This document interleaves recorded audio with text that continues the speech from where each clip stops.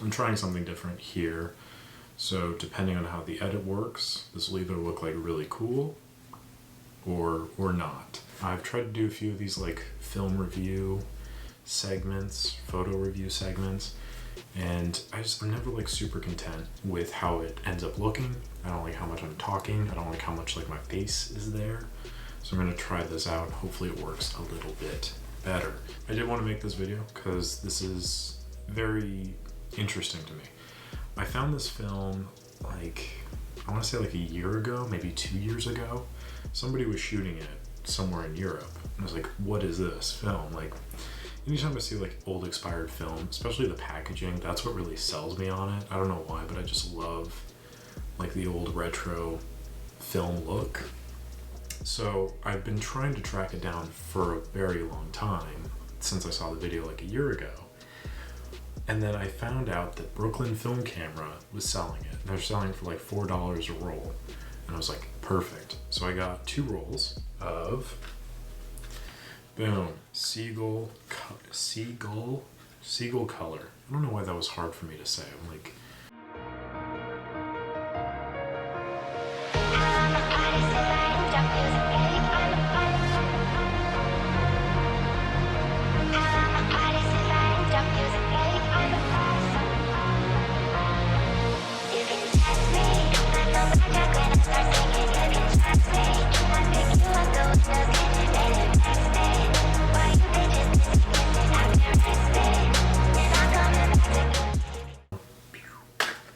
so that's cool. The canister also is metal, which is always nice. There's not a whole lot out there on this film. There's the Brooklyn Film Camera review of it, which I will link up here.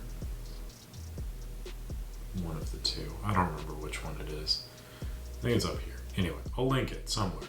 I would check that out if you're looking to shoot it, because it's very informative and brief. This will not be very brief, but it will hopefully be a little informative. The one article I remember reading on it said, this is not infrared film. And I can't find that again. Like, it was someone's blog post. They wrote, this is not infrared film. So I was like, okay, not infrared film. The photos I got back though led me to believe that it is infrared film. And I don't think it is, but like, it looks like it. I do have another roll of it, and I have a bunch of infrared filters, so I'm going to try that out and see if it can kind of cut the noise a little bit. But overall, I am pretty happy with the images I got back. So what I'm going to do first is show the edited version of the picture and then the original. And I'm hoping I can just shrink myself down somewhere on the screen and then point them out, the differences and stuff like that. So all together now, let's do it. We have the edited images. We're going to spend a little more time on these, I think, because you can actually see what's going on. The original pictures are, it's tough to see. It's tough to make anything out. So this first one and the second one, this was important because Brooklyn Film Camera says to pull it 2 stops or push it 2 stops. One of the two. Anyway, basically compensate. So that means if it's 100 speed film, shoot it at like 25 ASA, I think thereabouts, because it's 2 stops difference. And fortunately I was using the Nikon F3, which has a little exposure compensation dial, so I don't even have to worry about any of that mess, which is why I don't know what I'm talking about. But think about it like this: if you're going to take a photo, look through, check the meter, make sure that the needle's lined up, make sure it's reading properly exposed, and then just bump your f-stop up 2. So if you're going to shoot at 5.6, you want to shoot it at 2.8 instead. Or if you're going to shoot at 4, you're going to want to shoot at 2 if you can. So this first one I shot at 1 stop overexposed, and then the second was at 2. The rest of these were all at 2, but this first one was at just 1. So I mean, there is definitely color difference there, and I kind of edited them to the point where they look relatively similar. But I didn't tweak the colors too much on these because I wanted to point out that the first image is a lot warmer, like just more orange coming through. And the second one has more pinkish tones, which I think look kind of cool. And then you also see like these little weird flecklings of grain that are just, it looks like a really old, bad VHS camcorder. This next one was of a red truck. I just kind of like the shape of the flowers encircling the truck here, but the color of the truck is completely lost. Really, like you can maybe make it out a little bit, but it's lost. It's very orange and pink, and I think it looks really nice. Like I enjoy this color scale of it, but it is kind of funky, we can say. This next shot was also very interesting because this is the bench with a little sign. It's a good photo opportunity. It took forever to get nobody in the frame of this, but when I did, I took the picture. I'm pretty happy with it.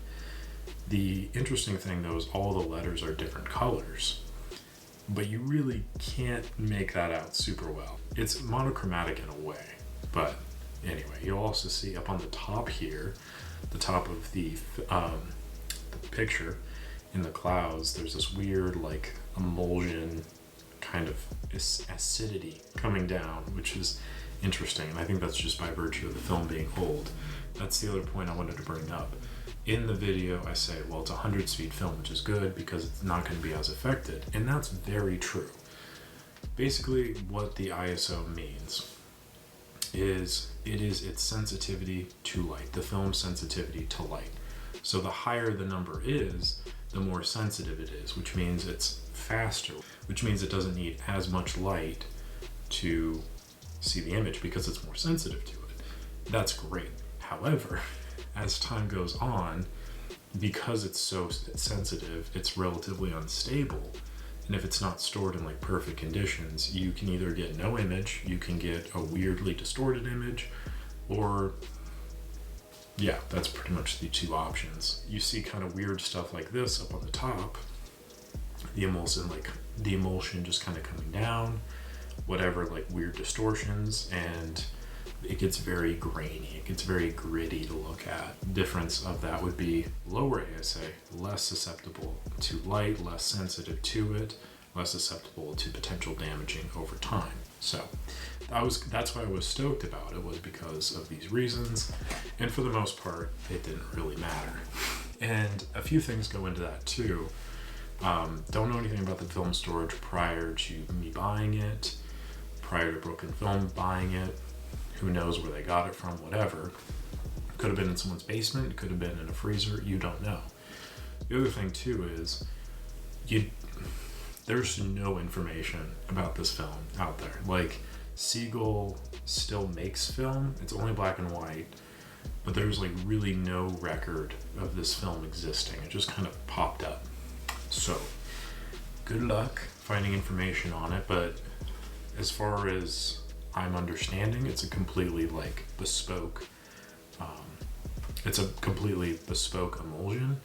It is processed in C41, so it's similar in that fashion, but in terms of like the chemical layering, it's not like Portrait, it's not like Ektar, it's not like Fuji C200, it's kind of just its own thing.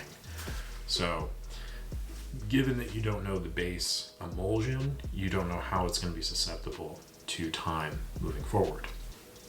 So those are things to know. And then the final picture, I'm really happy with how this turned out. The coloring, I think, looks fantastic. The details look wonderful. Like, this was exactly, well, maybe not exactly what I was looking for, but the composition is exactly what I was going for. Just this dirt road winding through the trees, and the trees kind of have this like looming presence to them, and they were just kind of alone on this hill. It looked really cool visually, and the picture looks so much cooler than I could have imagined. And that is the point that I want to bring up. Shooting expired film. Why do you do it? It's such a gamble. It's a waste of money. Yes, and yes. But the way I see it, money is but an instrument in which people use to exchange for goods and services. The service was my enjoyment, and the goods were these photos. Just kidding. But basically, the point is, shooting film is going to be a crapshoot, regardless of what you do. Why I like to shoot expired is because it's going to give me things that I might not necessarily have looked for otherwise. Had I taken this photo digitally, I would not have edited it at all this way.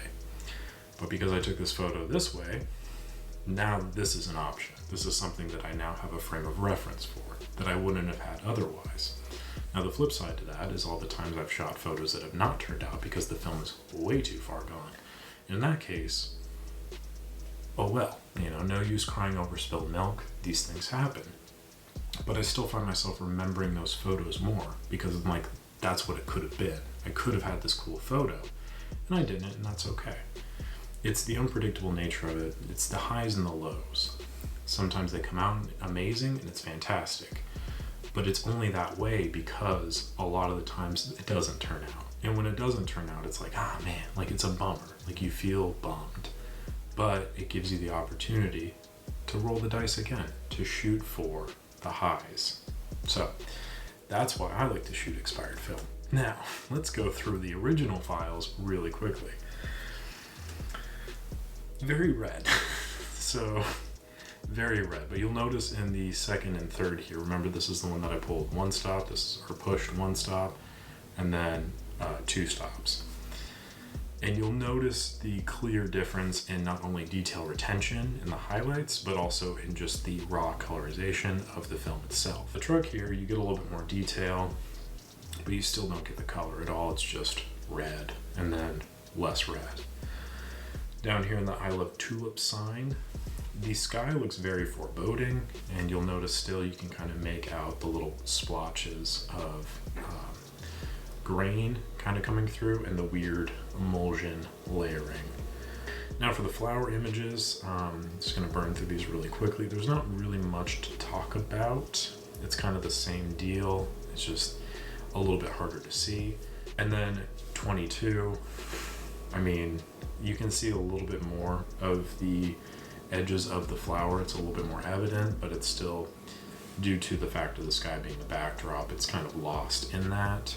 But you still get a little bit more detail. There's just the color of the tulip almost matches the color of the sky, which in reality it didn't, because the tulip was like red and the sky was pretty much white. And then finally this image here, I don't know if I like this one or the edited version better. This one looks like Halloween Spooky Town, which is kind of cool. It's got like a orange and black deal going on. The other one is just a little bit more cozy, inviting and stuff. This one looks very foreboding. Like this looks like a really aggressive sunset or sunrise. The blood moon rises or something like that. What is it, Legolas? Blood has been spilled this night, something like that. Anyway, still looks pretty cool. There's still a good amount of detail, but you can see why I wanted to have those edited.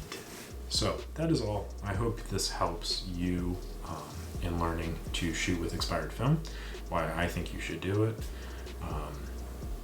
If you want to, obviously, don't let me tell you what to do. I'm just a guy on the internet, but I think it was great. I had a really good experience. I'm looking forward to shooting the second roll that I have. I am going to probably use an infrared filter just to see how that works. We'll just give it a rip and see what happens. Thank you so much for watching this video. I appreciate it very much. I'm still chugging away. Got a lot of videos coming out, so stay tuned for that. Like the video if you enjoyed it. Catch you on the next one.